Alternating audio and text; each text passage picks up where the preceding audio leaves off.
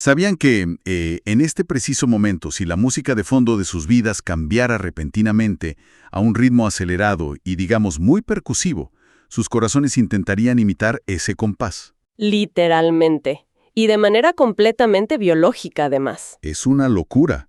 Y a veces pensamos en el alto rendimiento o en alcanzar la máxima concentración como un proceso, no sé, puramente mental. Ajá. Nos imaginamos a personas súper exitosas usando herramientas frías, hojas de cálculo, calendarios estrictos, litros de café negro o estas rutinas inquebrantables de madrugada, como si estuvieran intentando programar una máquina a la fuerza. Claro, y esa es la trampa del siglo XXI. Existe esta expectativa generalizada de que la productividad y el enfoque son asuntos de pura fuerza de voluntad, o sea, mecánicas de gestión del tiempo. Sí, como una fórmula rígida. Exacto. Una fórmula que, si no te funciona, te hace sentir que el problema eres tú, que no te estás esforzando lo suficiente. Pero la neurociencia nos cuenta una historia completamente diferente, una mucho más orgánica. ¿Y por eso estamos aquí? Bienvenidos a esta inmersión profunda. La misión de hoy es descubrir cómo la música no es solo una forma de arte, un fondo agradable o puro entretenimiento. Totalmente. Va mucho más allá de eso. Vamos a desempacar cómo la música es, en realidad, una herramienta fisiológica y estratégica brutal para alcanzar el enfoque profundo y el éxito personal. Y para quienes nos escuchan, prepárense. Tenemos una montaña de evidencia fascinante hoy. Así es. Vamos a analizar datos muy contundentes. Vamos a sumergirnos en estudios conjuntos del MIT y Georgia Tech sobre biorretroalimentación, investigaciones de la Universidad de Piura y literatura especializada como El cerebro musical de Michel Rochon, además de textos súper reveladores como Arte y miedo. Es un cambio de paradigma total para quienes buscan optimizar su día a día. Hoy vamos a pasar de la tradicional gestión del tiempo a algo mucho más poderoso, que es la gestión de la fisiología. Y lo haremos analizando los mecanismos reales, la biología detrás del sonido. Pero ojo, vamos a mantener esto muy fluido, porque también venimos a derribar mitos. Para nuestra audiencia que alguna vez ha buscado desesperadamente esas playlists mágicas en Internet para concentrarse antes de un examen o una reunión importante, bueno, hoy vamos a ver qué dice realmente la ciencia y qué es puro marketing. Me parece perfecto. Hay mucho que desmitificar ahí. Ok, vamos a desempacar esto. Antes de que podamos usar la música como un atajo químico, tenemos que entender el mecanismo físico. O sea, ¿qué le hace exactamente una simple onda de sonido a nuestro cerebro? Porque la verdad suena a magia. Sí, parece magia, pero no lo es. Es neuroanatomía pura y es fascinante.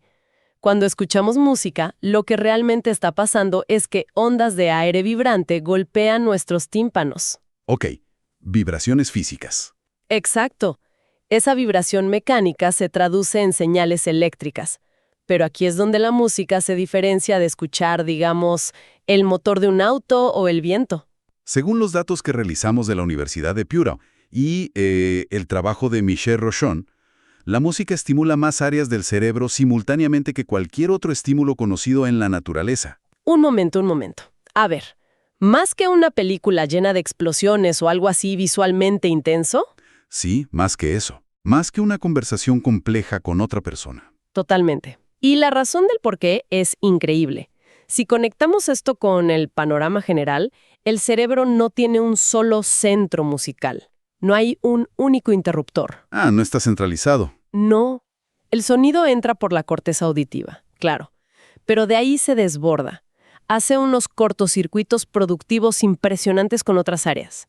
Se conecta directamente con el sistema límbico, que es, digamos, nuestro centro emocional, y de manera crucial con la corteza motora. Ah, por eso empezamos a mover el pie o a tamborilar los dedos en la mesa sin darnos cuenta cuando suena una buena canción. Exactamente por eso. Yo siempre pensé que era una decisión consciente o solo un hábito. Para nada. No es una decisión consciente. Es el cerebro literalmente enviando electricidad a los músculos. Hay una conexión física directa entre el procesamiento del ritmo y el movimiento humano. Wow. Pero no solo es electricidad cruzando hemisferios, es una farmacia química completa que se abre de golpe. Tocar o escuchar música que nos resulta placentera provoca una liberación masiva de neurotransmisores, principalmente dopamina. ¿La famosa dopamina? Sí, Y desde una perspectiva evolutiva, el cerebro libera dopamina cuando reconoce patrones complejos y los predice correctamente.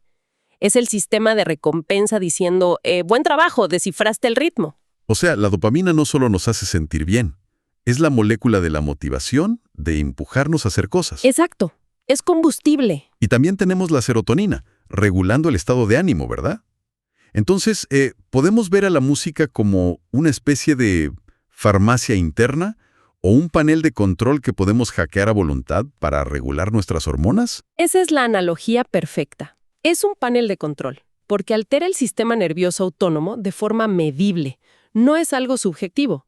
Al inundar el cerebro con estos neurotransmisores positivos, la música reduce drásticamente la producción de hormonas del estrés, como el infame cortisol.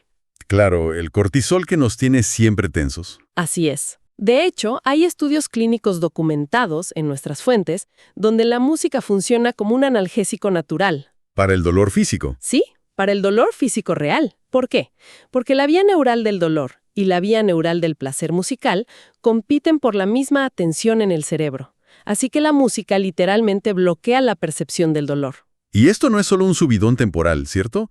Tengo entendido que cambia la arquitectura del cerebro a largo plazo.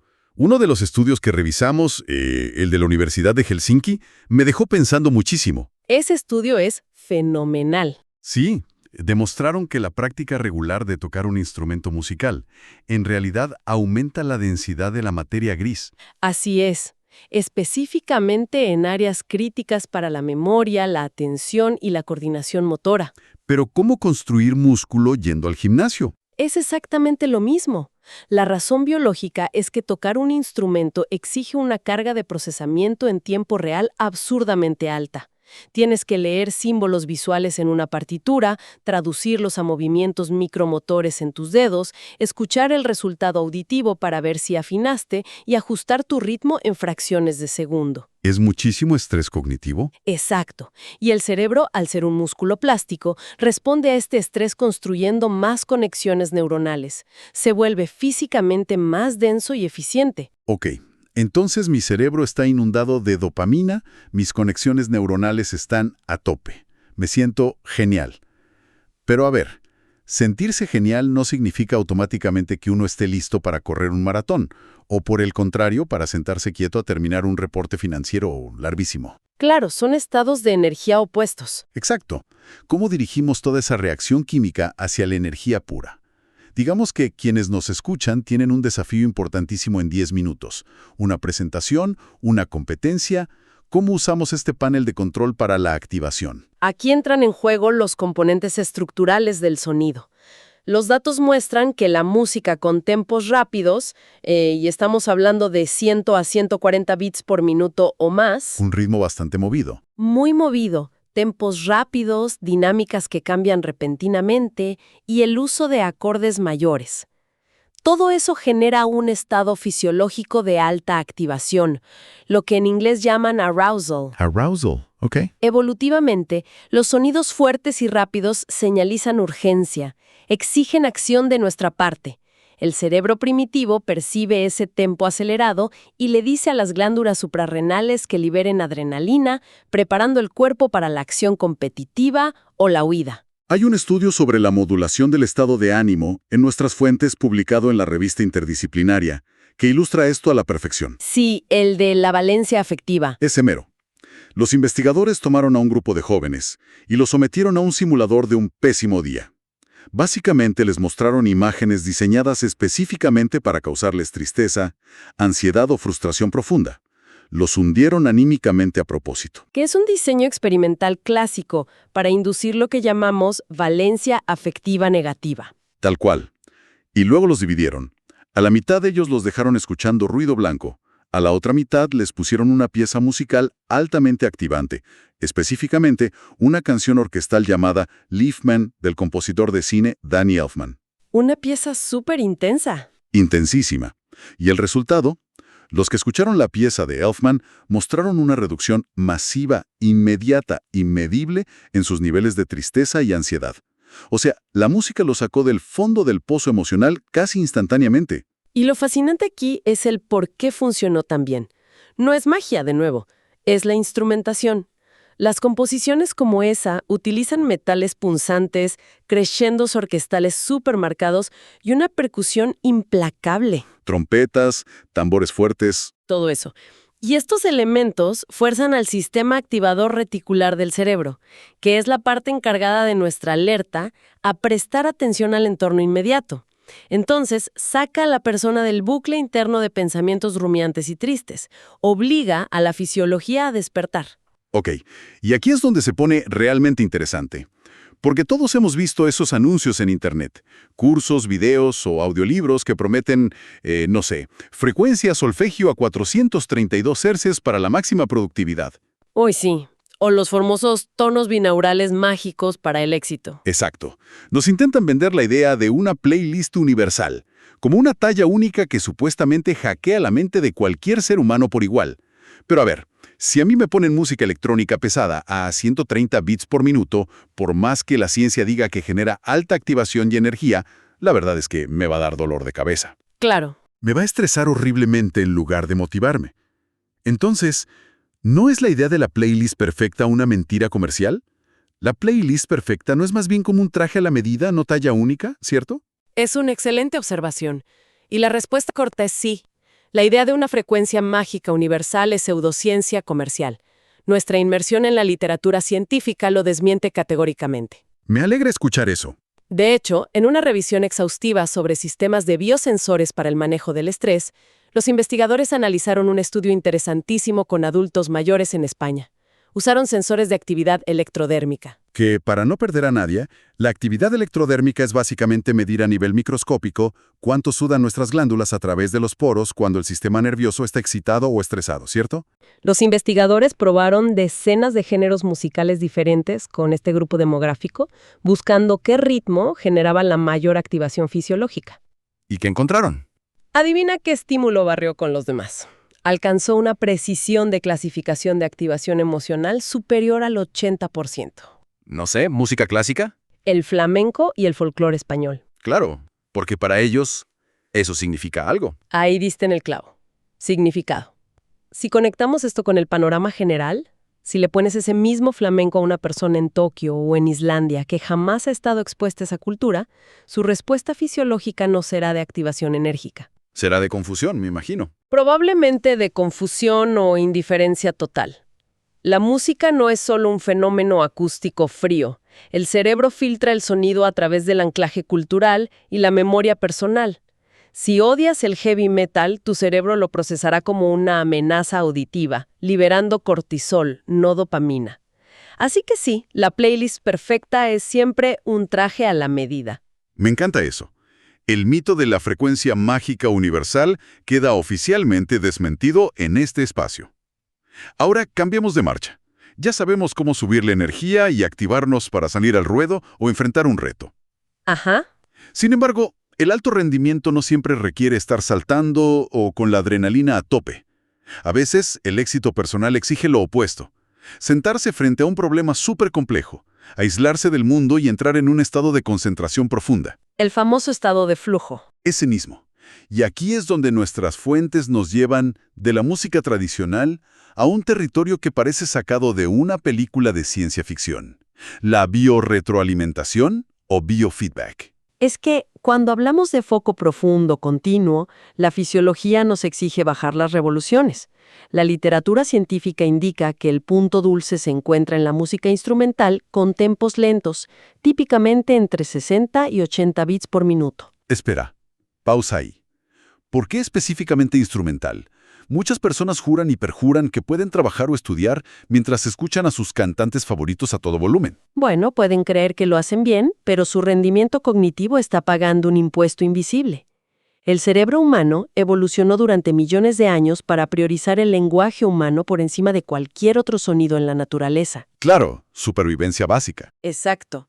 Escuchar una voz nos permitía saber si había peligro o comprender una dinámica social clave en la tribu.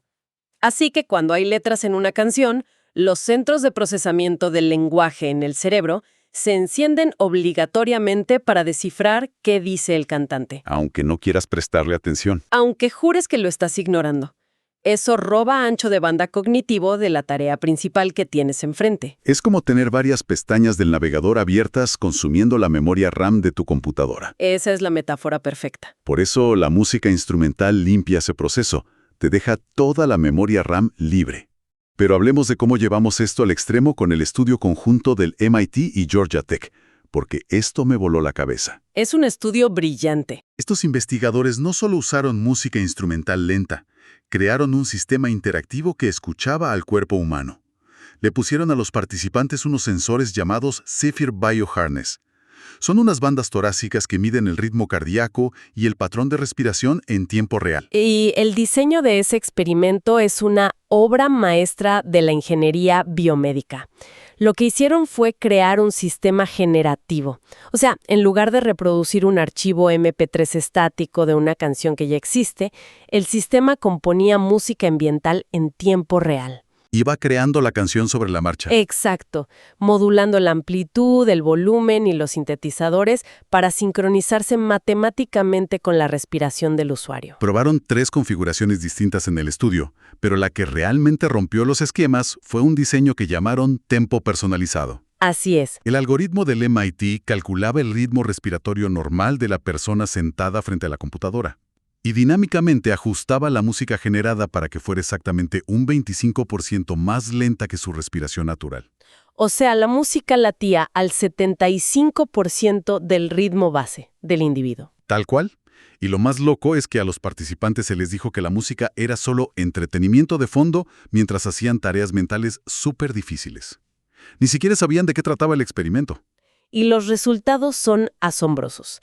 A pesar de estar inmersos en una tarea estresante y sin prestar atención consciente a la melodía, este tempo personalizado redujo masivamente la tasa respiratoria de los sujetos. Los calmó por completo. Bajó sus latidos cardíacos y desplomó su actividad electrodérmica. Los electroencefalogramas, que miden la electricidad en el cuero cabelludo, mostraron un cambio clarísimo hacia ondas cerebrales de relajación. Y lo fascinante aquí es que el usuario ni siquiera tenía que intentarlo. Pero, a ver, ¿cómo es que el cuerpo obedece a la computadora sin que la persona se dé cuenta? ¿Cómo funciona esa brujería biológica? Se llama arrastre fisiológico no enfocado, o entrainment en inglés. Imagina que pones varios relojes de péndulo en la misma pared. Eventualmente, la pequeña transferencia de energía a través de la madera hace que todos los péndulos oscilen exactamente al mismo tiempo. Se sincronizan solos. Se sincronizan solos. El cuerpo humano hace exactamente lo mismo con las ondas sonoras rítmicas para conservar energía. El marcapasos natural del corazón y los pulmones escuchan ese ritmo externo constante y ligeramente más lento. Y automáticamente deciden sincronizarse con él, ¡Wow! ralentizando todo el sistema nervioso autónomo sin que haya un esfuerzo de voluntad de tu parte. Es entrenamiento no enfocado. Entonces, ¿qué significa todo esto para quienes nos escuchan hoy y obviamente no tienen sensores biomédicos del MIT pegados al pecho?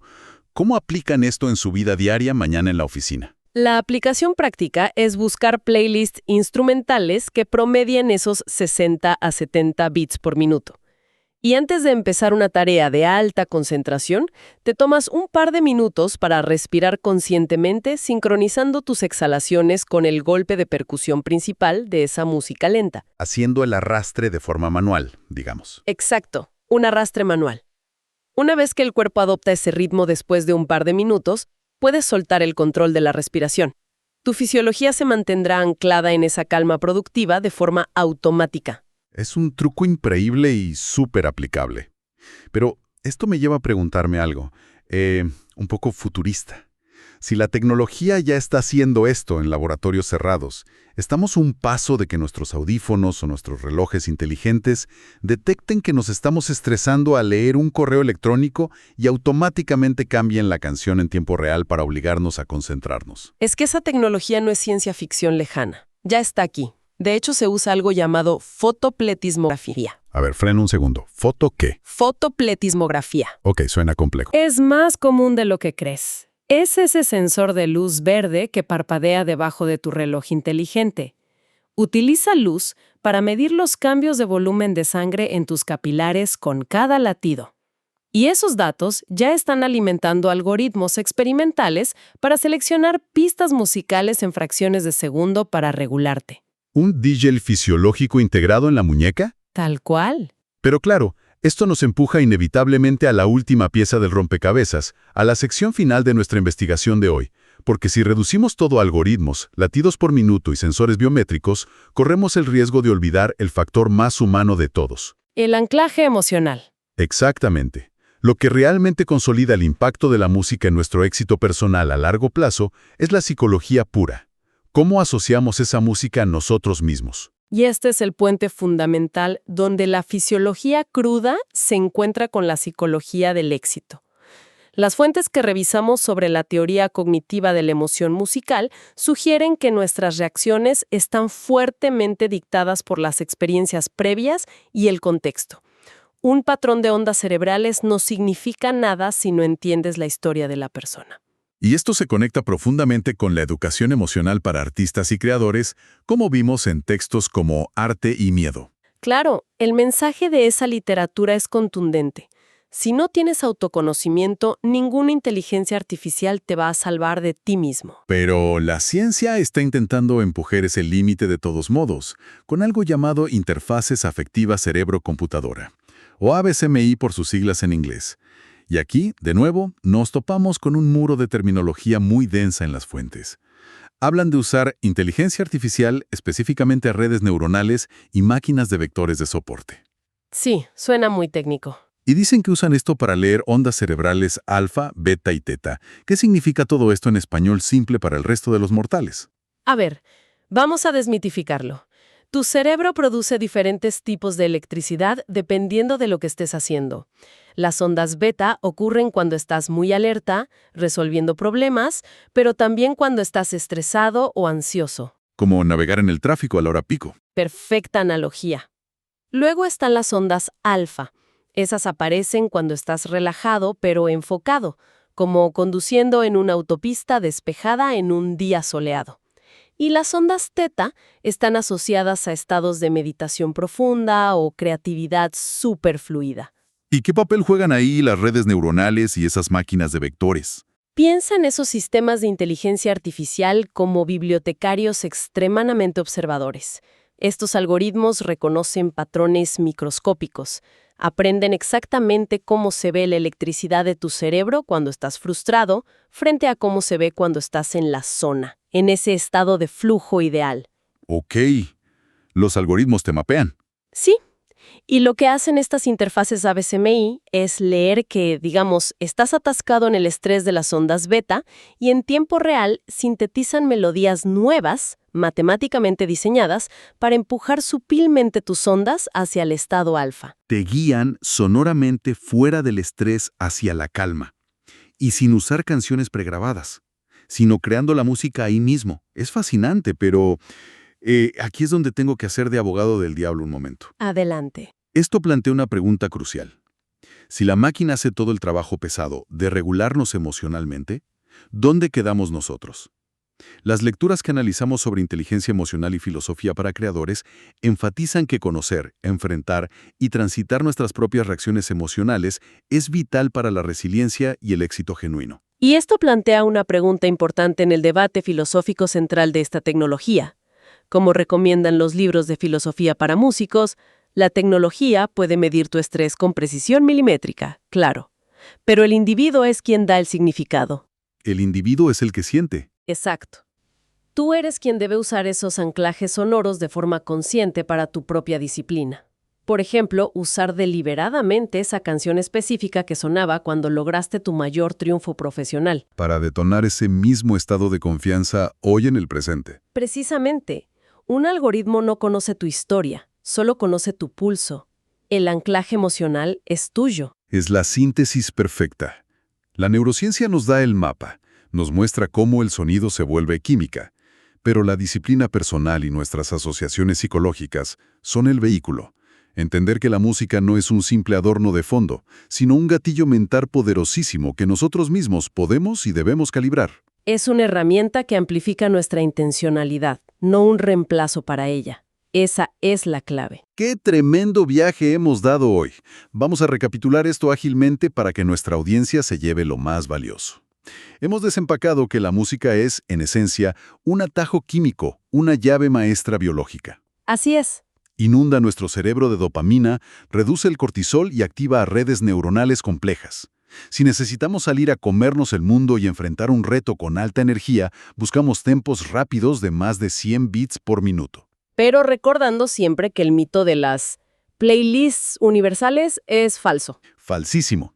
Tiene que ser música que nos resuene cultural y personalmente. Como el flamenco para los adultos mayores en España. Y en el otro extremo del espectro, si buscamos concentración inquebrantable, la ciencia nos señala el camino de la música instrumental lenta, de 60 a 80 bits por minuto, aprovechando el fenómeno del arrastre fisiológico o biorretroalimentación, donde nuestro cuerpo sincroniza felizmente su respiración y latidos con ese ritmo pacífico externo. Al final, no hay magia esotérica ni frecuencias místicas. Hay neurociencia pura adaptada a cada individuo. Hay anclajes emocionales profundos y hay un autoconocimiento que cada persona debe cultivar para su propio éxito. Todo se reduce a conocerse a uno mismo. Y todo esto nos deja con una última idea. Un pensamiento provocador para que quienes nos escuchan hoy se lo lleven, lo mastiquen y lo exploren por su cuenta en los próximos días. Es una reflexión sobre el horizonte tecnológico que acabamos de describir. Imaginen esto. Si en un futuro muy cercano, la inteligencia artificial será capaz de componer música en tiempo real, leyendo nuestras ondas cerebrales y ritmo cardíaco para mantenernos siempre perfectamente productivos, siempre perfectamente relajados, anestesiando cualquier pico de estrés o frustración. ¿Perderemos la magia de descubrir por accidente una canción que nos incomode? Es una gran pregunta.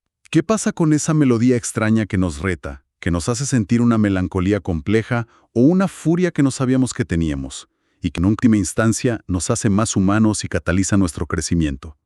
Si optimizamos nuestra banda sonora para no sentir fricción jamás, ¿se convertirá nuestra futura experiencia auditiva en una cámara de eco perfecta para nuestro sistema nervioso? Es una paradoja brillante. En nuestra obsesión por el alto rendimiento y la optimización constante, podríamos estar aislando nuestra biología de la fricción impredecible que históricamente nos ha empujado a evolucionar y a crear verdadero arte. Al final del día, tal vez la mente humana no debería ser tratada siempre como un motor que necesita lubricación constante, donde todo es predecible, seguro y sin baches. A veces, en el ruido inesperado, en la estática y en la incomodidad de un acorde que no resuelve como esperábamos, es donde realmente ocurre la magia y el salto al verdadero éxito.